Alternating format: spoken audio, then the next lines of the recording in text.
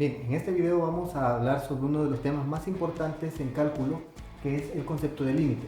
El cálculo es una de las grandes ramas de la matemática muy estudiadas en muchas carreras como ingeniería, en economía y en otras áreas especializadas, y pues debido a la importancia del cálculo pues vamos nosotros a tratar de estudiar todas esas nociones básicas. Pero empecemos por qué es el cálculo. El cálculo, en palabras sencillas, es el estudio del cambio, el estudio de las variaciones. Cuando tenemos dos o más magnitudes que están relacionadas, podemos ver también qué ritmo es con el que pueden cambiar una con respecto a otra. Por ejemplo, podemos hablar de velocidades, podemos hablar de aceleraciones, también podemos hablar de fenómenos físicos como por ejemplo la cantidad de carga que está fluyendo en un conductor en un determinado intervalo de tiempo. El cambio en esa carga también se puede considerar como un concepto de cálculo. Otro de los conceptos que se describen perfectamente con el cálculo es por lo que los fenómenos asociados a la densidad variable en una determinada masa. Entonces, la importancia del límite también nos permite ir acerca del cálculo de longitudes de arco, área, volúmenes y conceptos también sobre geometría más avanzada. Entonces, nosotros en este video vamos a tratar de introducir el concepto de límite y vamos a estudiarlo con los siguientes conceptos que vemos acá. Primero vamos a hacer un repaso de lo que ya habíamos tratado la semana pasada y luego vamos a hablar sobre los límites laterales. Por último, vamos a hablar sobre la técnica de cancelación para ciertos límites que se indeterminan en ciertos puntos. Entonces, vamos con el concepto de límite. Hay dos definiciones de límite. La primera es una definición intuitiva de límite y la segunda es una definición formal de límite. Nosotros, para usos prácticos, vamos a trabajar con la definición intuitiva, la definición informal. Esta dice que el límite de una función cualquiera se dice que una función se aproxima a un valor L a medida que la variable independiente X se aproxima a un valor A. En este caso nosotros tenemos una función en el que tenemos acá el comportamiento en su gráfica. También hay que considerar en este problema que cualquier función se puede evaluar en cualquier valor que pertenezca a su dominio. Es decir, hay funciones en las que no podemos encontrar la imagen que refleja el valor en X porque definitivamente ese valor no pertenece al dominio. Recuerden qué significa el dominio de una función. Entonces, en esta función que tenemos acá, nosotros tenemos un valor particular en el que toma X. Ese valor le hemos llamado A. Pero para esta función el gráfico indica que la función no está definida en A. Es decir, por ejemplo, yo puedo evaluar, imagínense que esta es la función f de x. Yo puedo evaluar en cualquier valor que sea parte de su dominio. Digamos que 0 es parte de su dominio. Cuando x vale 0, aquí me va a devolver un valor cualquiera, llamémosle b, ¿sí? Entonces, cuando x vale 0, la función vale este valor que está acá, al que le he llamado b. Cuando x vale 1, eso se denota f de 1. Cuando x vale 1, la función, digamos que aquí está 1, la función va a reflejar un valor acá. Entonces, para cualquier valor va a reflejar una imagen en y. Sin embargo, si ese valor no pertenece a su dominio, pues decimos que la función evaluada en A no está definida. No está definida. Y eso se representa gráficamente de la siguiente manera. Sin embargo, que la función no esté definida en ese valor no quiere decir que no podamos estudiar su comportamiento en los alrededores de este valor. Entonces, si suponemos que este valor es, digamos, 2, entonces yo puedo tranquilamente evaluar cualquier número que esté cerca de 2 en la función y me va a devolver un valor que estaría cerca del valor al que tomaría si la función estuviera definida en A. Por ejemplo, aquí tenemos una función que está definida para todos los valores en X excepto en algunos. Esa es la definición del dominio. Entonces, en esos valores donde no está definida, pues no vamos a tener una imagen en Y. Es decir, no vamos a tener un resultado acá. Sin embargo, nosotros podemos estudiar el comportamiento de la función a medida que x se va aproximando a este valor, se va acercando. Esas palabras son bien claras. Entonces, la notación para límites que estudiamos es esta. Se dice que la función se acerca a un valor L cuando X se acerca a un valor A. Esto se dice se acerca. F se acerca a L cuando X se acerca al valor A. ¿Sí? Eso quiere decir la definición intuitiva del límite. Entonces hay una definición formal porque hay que definir qué es cerca, porque esto es un término subjetivo. Cerca depende. Entonces de matemática no podemos darnos el lujo de hacer apreciaciones subjetivas. La matemática, todas las definiciones tienen que ser precisas y para eso está la definición formal. Como les dije, por fines prácticos nosotros nos vamos a quedar con esta definición informal. Aquí tenemos esta función a la cual está definida como f de x igual a x al cuadrado menos 9 sobre x menos 3. El dominio de esta función van a ser todos aquellos números, todos aquellos valores de x que siempre tengan una imagen en y. Entonces, vamos a darnos cuenta en este caso, como lo habíamos estudiado en la clase de funciones, que el dominio de las funciones racionales van a ser todos aquellos números que no me hagan cero el denominador. Entonces, aquí podemos ver claramente que el valor que me hace 0 aquí en el denominador es 3.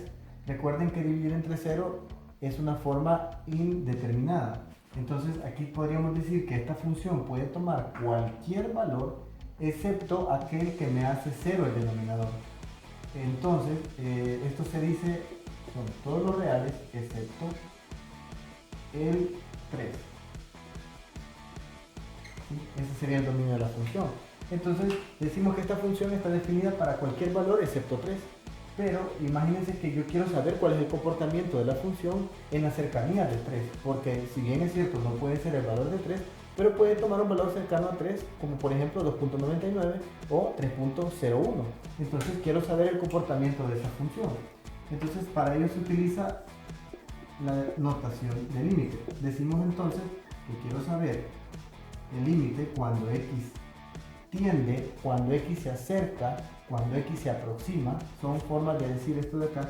Cuando x tiende a 3 de la función x al cuadrado menos 9 sobre x menos 3.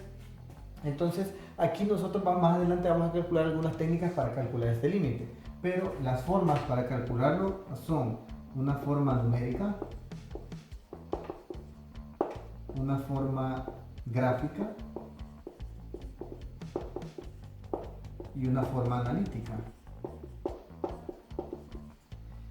Bien, la forma numérica es hacer una tabla de valores para la cual vayamos dándole valores a x tan cercanos al valor al que tiende.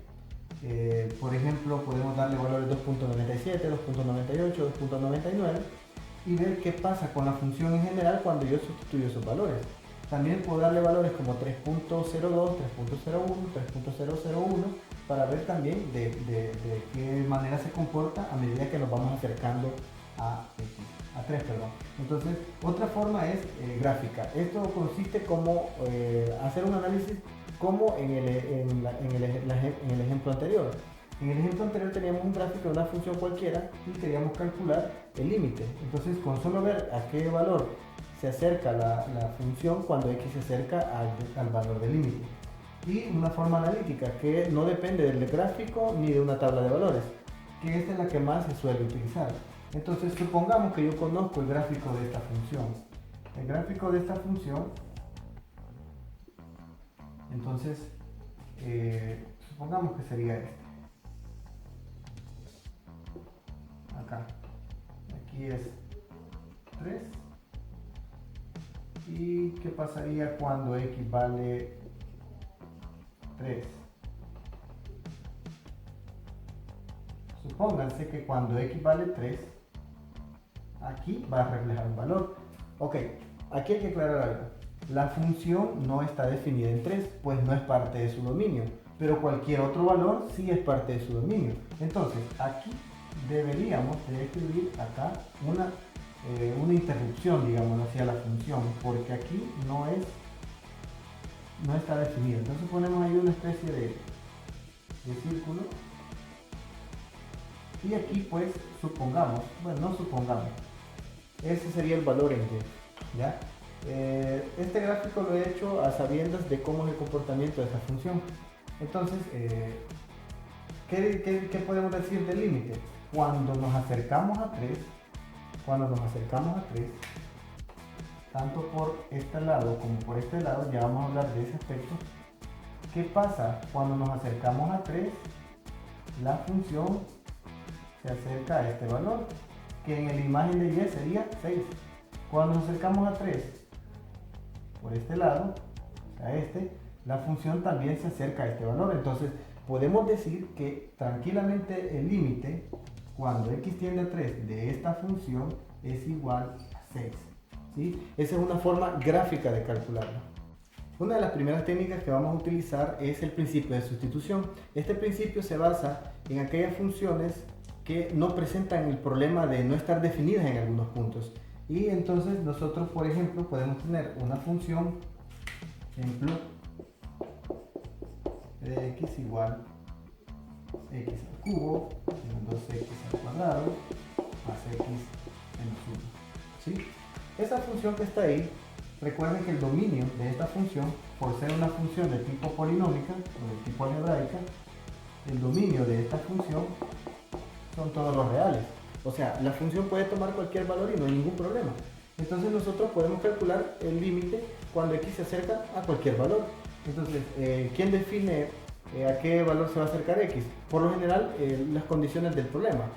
Entonces, vamos a definir el siguiente ejercicio. El principio de sustitución dice que el límite cuando x tiende a un determinado valor de f de x, si la función está definida para cualquier valor real, es decir, que también está definida para a, simple y sencillamente vamos a evaluar la función en ese valor. Se llama principio de sustitución porque simplemente vamos sustituyendo el valor de la variable x en la función. Ejemplo, supongamos que queremos calcular entonces para esta función el límite cuando x tiende a 2 de la función x cuadrado menos 2x cuadrado más x menos 1. Entonces basta con que hagamos la sustitución. Esto sería la variable al cuadrado menos 2 veces al cubo, la variable al cubo menos 2 veces la variable al cuadrado más la variable menos 1. Bueno, x se acerca a 2. Cada vez que veamos la variable, la sustituimos por 2. Esto es lo mismo que evaluación de una función en un punto dado, que aprendimos en la clase de funciones.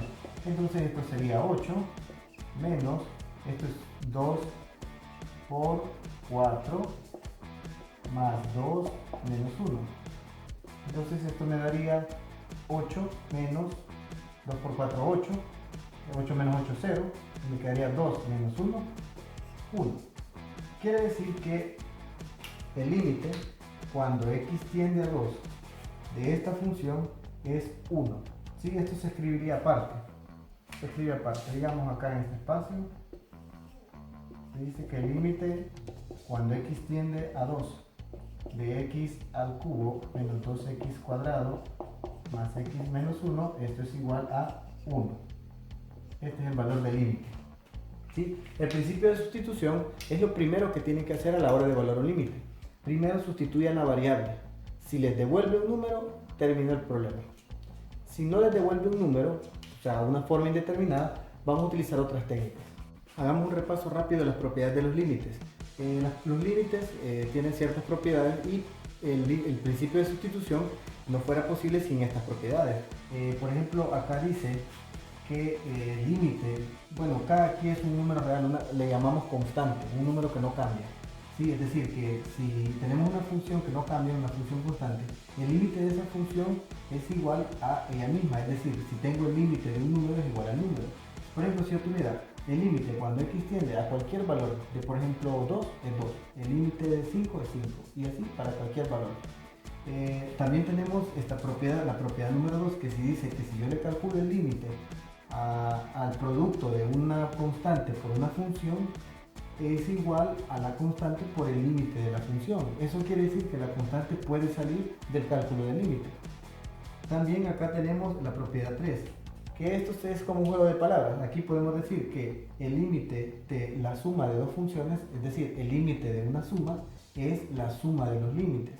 Y también de la misma manera podemos decir que el límite de una resta es la resta de los límites, ¿sí? Entonces por eso le he puesto más o menos. La otra propiedad importante es que el límite de una multiplicación es la multiplicación de los límites de cada uno.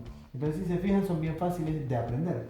La siguiente propiedad dice que el límite de una división es la división de los límites, siempre y cuando, aquí hay una restricción, siempre y cuando este límite sea distinto de cero.